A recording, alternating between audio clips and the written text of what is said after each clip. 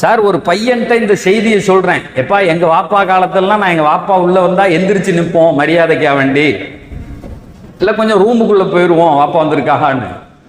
அவன் சொல்றான் நாங்களும் அப்படித்தான், எங்க அத்தா வாசல் வழியா வந்தாருன்னா நான் பெறவாசல் வழியா போயிடுவேனேங்கிறான். என்ன இருந்தாலும் நொய் நொயின்ட்டே இருக்கான் எப்ப பார்த்தாலும். ஏன்டா போனை வச்சுக்கிட்டே இருக்க, ஏன் ஒரே இடத்துல உட்கார்ந்துருக்க? ஒரு பையன் சொல்றான் உட்கார்ந்து இருந்தா ஏன் உட்கார்ந்து இருக்கேங்கிறாரு, நின்னா ஏன் நிக்கிறேன்னு சொல்றாரு, எப்ப பார்த்தாலும் மொபைல் நோண்டுறேங்கிறாரு. அதனால நான் என் வாப்பா உள்ள வந்தா நான் வெளியே போயிடுறேங்கிறானே. இப்படி ஒரு ஜெனரேஷனை நம்ம பார்த்துருக்கோமா? உமர் ரலியல்லாஹு தஆலா அன்ஹு ஒரு வார்த்தை சொல்லுவாங்க, லா துரப்பு அவுலாதக்கும் comma ரப்பாக்கும் ஆபாஉக்கும், don't raise your children as your parent raised you. அழகான வார்த்தை. நம்ம பிள்ளைகள்கிட்ட எப்ப பார்த்தாலும் பேசுற வார்த்தை, எங்க வாப்பா மாதிரி நீ நாங்க நடந்த மாதிரி நீ நடக்கல, நீ அப்படி செய்யற இப்படி செய்யற சொல்றோம். உமர் ரலியல்லாஹு தஆலா அன்ஹு சொல்றாங்க, லா துரப்பு அவுலாதக்கும் கமா ரப்பாக்கும் ஆபாஉக்கும் لأنهم خلقوا من زمان غير زمانكم.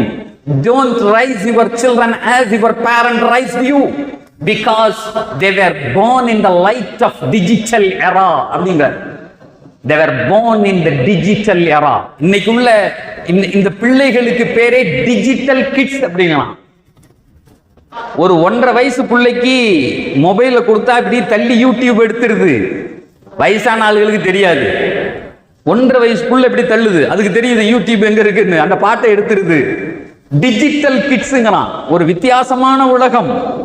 இந்த ஒரு ஜெனரேஷன் மாதிரி முன்னாடி ஜெனரேஷன்களை சந்ததிகளை யாரும் பார்த்ததில்லை. அதனால இவங்க கூட நம்ம எப்படி உறவு வச்சுக்கணும், இவங்களை எப்படி புரிஞ்சுக்கணும், உள்வாங்கணும் அப்படிங்கிறது ரொம்ப முக்கியமான விஷயம். இவங்கள்ட்ட பேசுறதுக்கு ஒரு திறன் வேணும். பல ஆண்டுகளாக கல்லூரியில நாங்க இருந்த அந்த மாணவர்களை பார்க்கிறோம், ஒரு வித்தியாசமா வர்றான். அவனுக்கு எதை பத்தியும் கவலை இல்லை. ஒரு பையனை கூப்பிட்டு கேட்டேன், ஏன் ஒழுங்கா படிக்கிறது இல்லடா அப்படின்னு கேட்டேன். இது ஒரு வாத்தியார் கேட்கறது தானே, நல்லா படிச்சா நீ நல்லா இருக்கலாம் அப்படின்னு கேட்டதுக்கு அந்த பையன் அவன் சொல்றான், நல்லா படிச்சு என்ன செய்யன்னு கேட்டான். வேலைக்கு போவல்ல அப்படின்னு. அதை எங்க அத்தா பார்த்துக்குவாருங்களாம், எங்க வாப்பா பார்த்துக்குவாரு. இந்த காலேஜில் சேர்த்து விட்ட மாதிரி, என்ன படிக்கிறதுக்கு காசு கட்டினது மாதிரி எனக்கு வேலையும் அவர் வாங்கி கொடுப்பாரு சார், நீங்க அதை பத்தி கவலைப்படுறீங்க. இப்படிலாம் ஒரு காலத்துல பேச மாட்டான். ஸ்கூல்ல இருந்து காலேஜ்லயே பல பேர் வாப்பா சேர்த்து விட மாட்டாங்க, நம்மளா போய் சேர்ந்துக்கணும், நம்ம தான் போகணும். நம்மளே சேர்ந்துக்கிட்டு நம்மளே படிச்சுக்கிட்டு டிகிரியை வாங்கி வேலை தேடி படாத பாடுபட்டு மேல வரணும். ஆனா இன்னைக்கு பிள்ளைகள் அப்படி இல்லை. they are in the sophisticated life. ரொம்ப சுகமா வாழணும்னு நினைக்கிறான், எந்த சிரமமும் இல்லாம. சிரமத்தை பூரா அத்தா அம்மா எடுத்துக்கணும்னு நினைக்கிறான். இப்படி ஒரு வாழ்க்கை வாழுகிற இந்த இளைஞர்களை சரிபடுத்துகிற வேலையை இஸ்லாம் செய்கிறது.